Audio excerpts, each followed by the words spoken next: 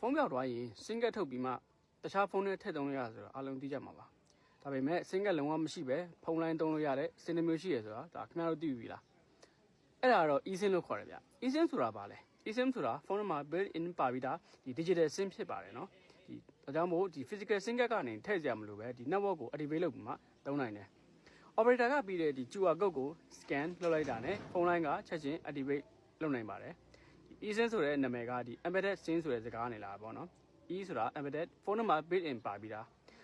SIM ဆိုတာကဒီ subscriber identity module လို့ခေါ်တယ်ဗျဒီ subscriber identity module ဆိုတာကတော့ဒီဖုန်းနံပါတ်နဲ့ network အချက်လက်တွေကိုတင်ထားတဲ့ chip ကိုဆိုလိုတယ်ပေါ့နော် eSIM ရဲ့အသုံးအပုံကဒီဖုန်းပြောက်သွားရင် SIM card ကိုထုတ်ပြီးမှသုံးလို့မရဘူးเนาะဒါကြောင့်မို့ပုံပြီးမှလုံခြုံမှုပိုရှိတယ်ဖုန်းတစ်ပြောင်းရင်ဒီ QR code နဲ့ SIM ကိုလွယ်တကူပြန်မှ activate လုပ်နိုင်တယ်နိုင်ငံခြားသွားရင်ဒီ online ကနေ eSIM ဝယ်ပြီးမှချက်ချင်း internet သုံးနိုင်တယ်သူက eSIM ကဒီဖုန်းပြောက်သွားရင်လည်းပြန်လိုက်ရှာရင်ပေါ့နော်သူက SIM card ထုတ်ပြီးမှဒီ